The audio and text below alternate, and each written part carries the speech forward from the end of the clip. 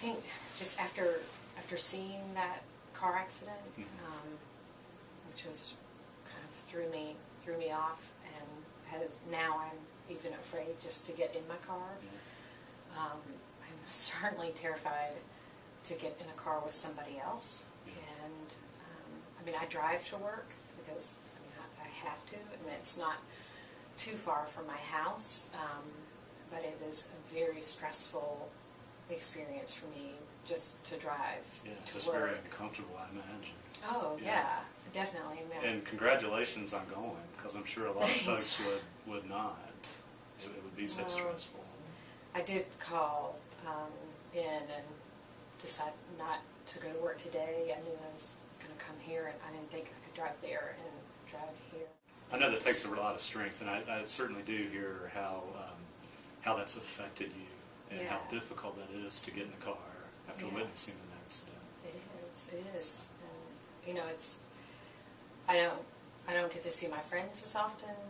If they're going to come see me, that's fine, but I'm definitely not going to get in the car and go see them. And I don't know. I'm sure that they think that's pretty pathetic. I mean, I wasn't even in the car accident. I just saw it, but I'm so affected by it. It seems like I should be over that by now, but I'm not.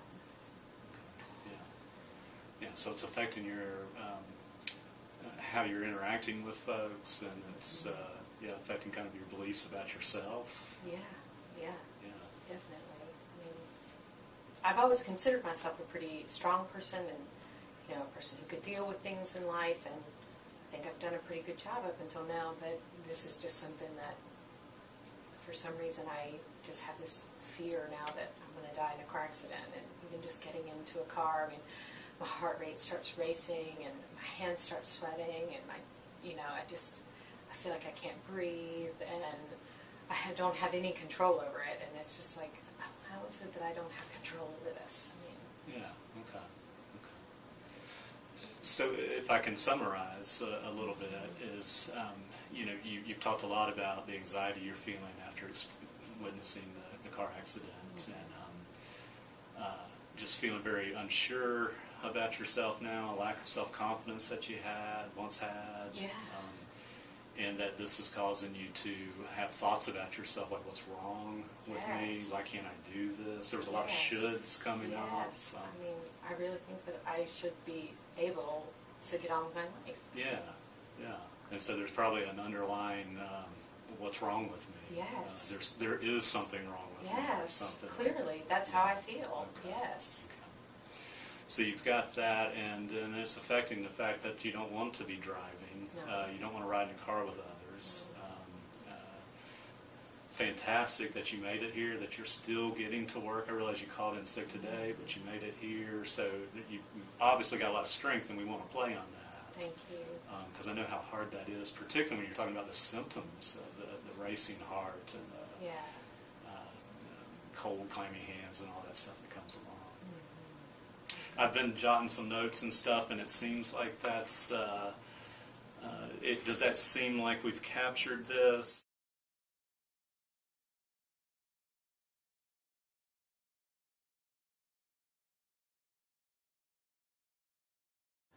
If we need to change this or whatever, because I am going to give you a copy at the end of the session, but just let me know, and even if you're at home and you're like, no, I need to talk more about this, absolutely. But I do kind of want to have something to where we can actually see something. Okay.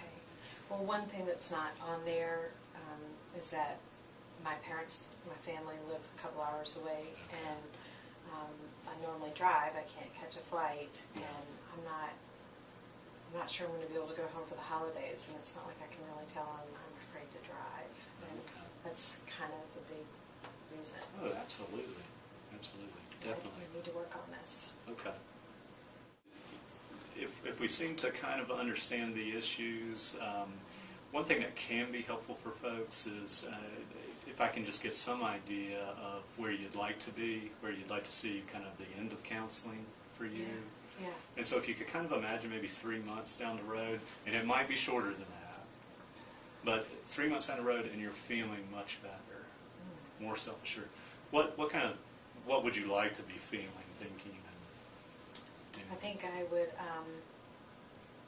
would like to have some control over my reactions and feel more confident in my ability to get through this, and feel more comfortable driving, and that I would be able to go and see friends and not be so paralyzed by this fear.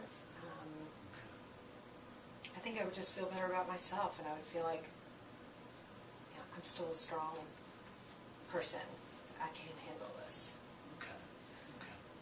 So feeling much more confident, Yeah. much more comfortable, and just doing the everyday things that you were used to. Yeah. Yeah.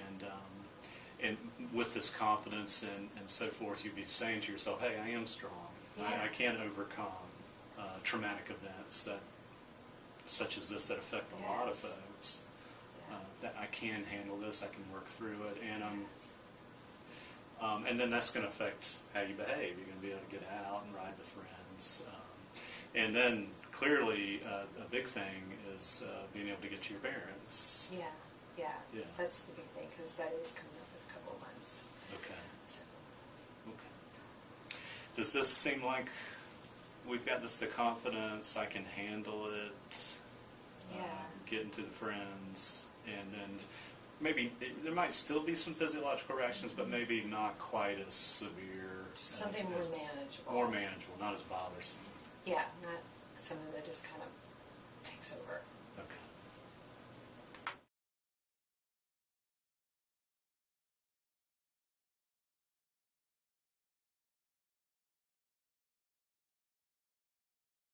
So it seems like we've kind of got an idea of the issues, and then also where you want to be, and where we'll kind of have a benchmark for where we know in counseling's being effective or effective for you. Yeah. I'm wondering, between now and next session, as you look at kind of your goals, what you're experiencing now and your goals, what might be a small step that you could take between now and next session that would help you towards these goals? I don't know. I know that ultimately, in a few months, I'm going to need to drive home. And right now, all I'm doing is driving to work. So I guess I could maybe try to drive to a friend's house, or I don't know. Okay. I don't know. And we certainly definitely want to keep that end goal in mind. That's not the end goal, but the goal of getting to your parents' house.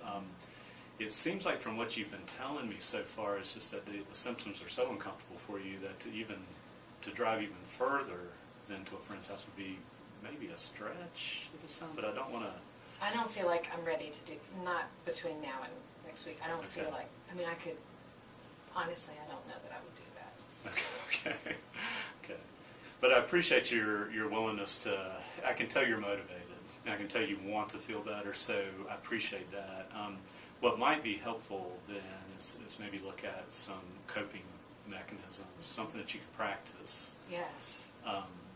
And there are some breathing techniques and some maybe mindfulness-based techniques, very simple, that I could teach you, and that if you'd be willing to try those every day for the next, over the course of the next week. And we're talking about something that's probably going to take less than 10 minutes a day. Is this something that's going to help with those, like that feeling when I get in the car? What we're wanting, you're having a fear response, and a very natural fear response to what you experience. And what we're wanting to do is to counter that with a relaxation response, and get you kind of build your relaxation muscle. Yes. And I'm not saying that's going to work beautifully, but the more you practice, the easier it will become. Yes. To me, that seems a lot more doable. Just because I think I need to be able to just relax and just get a little bit more comfortable driving before I can drive further. So that's something I'd be willing to work on.